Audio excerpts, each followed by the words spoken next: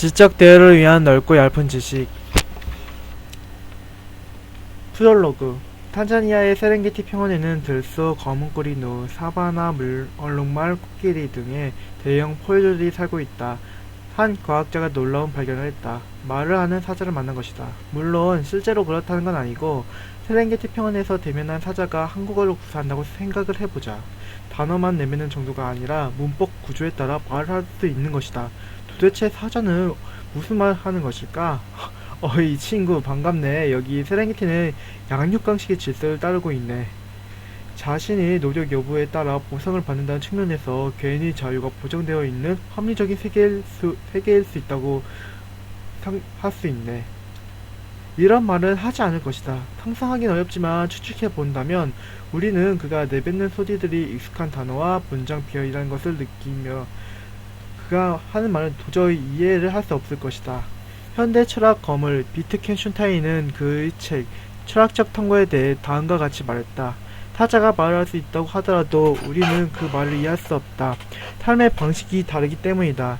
주어진 환경과 개인의 경험이 다르다면 우리는 같은 말을 한다 해도 서로는 조금도 이해할 수가 없다. 21세기 한국의 건물숲 속에서도 우리는 사자를 만난다. 업무를 던져주는 사자도 있고 지하철에 앉아 핸드폰에 빠져있는 사자도 있으며 오랜만에 만나서 자기 자랑이 연영없는 사자도 있다. 수많은 사자에게 시달리다가 집에 돌아와서 몸을 누울 때 우리는 피곤하고 지친다. 또 다른 사자를 대면하기 위해서.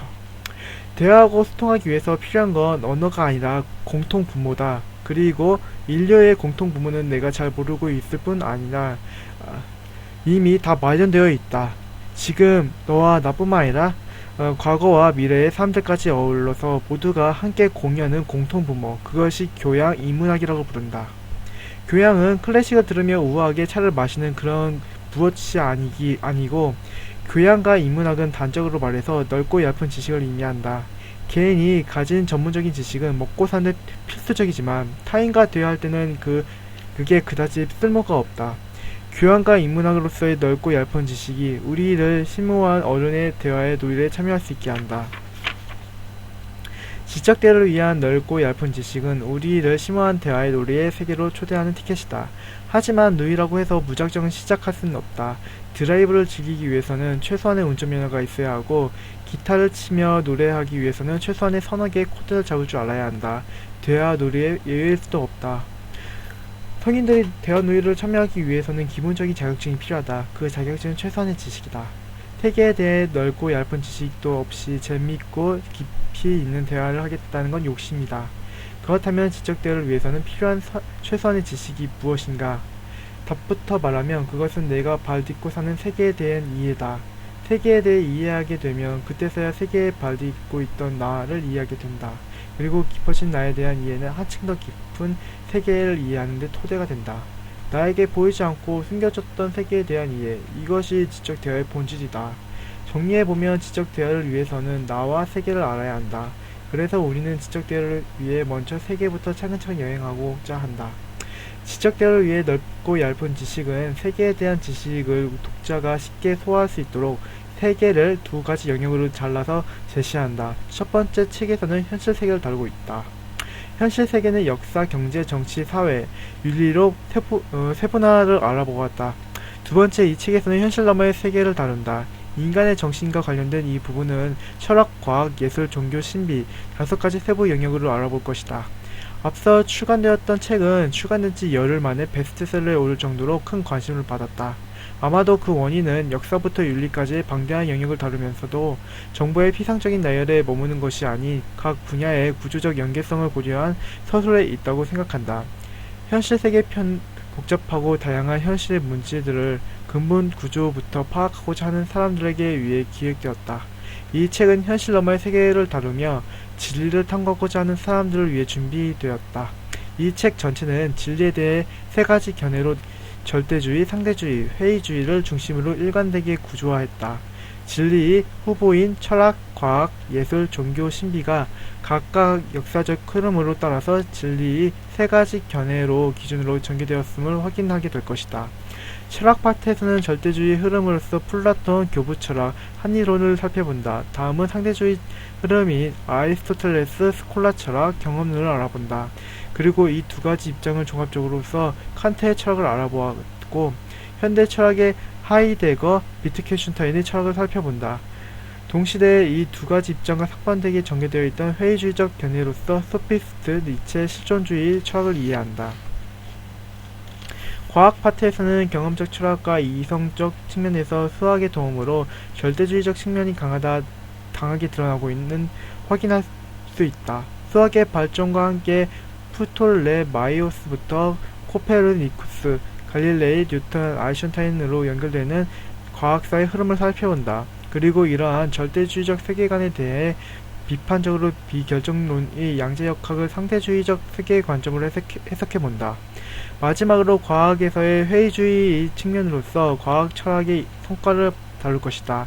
예술 파트에서는 절대주의 예술인 고대 그리스 미술 양식부터 시작하여 르네상스 미술, 신고전주의에 이르는 양식을 살펴보고, 이에 대한 저항으로서 상대주의 예술 양식인 바로크, 로코코 미술, 그리고 낭만주의 양식에 대해 알아본다.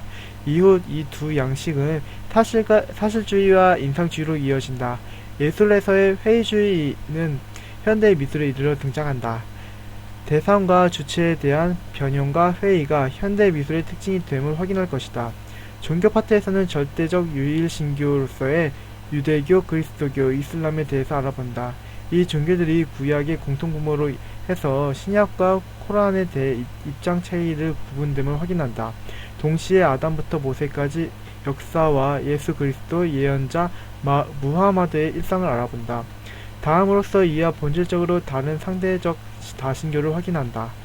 베다로부터 출발해서 이를 수용하고 비판하는 힌두교, 불교, 티베르트 불교에 대해서 이해하고, 힌두교의 새 신의 모습으로 부처로서의 신다르타, 그리고 달라리아마에 대해서 알아본다.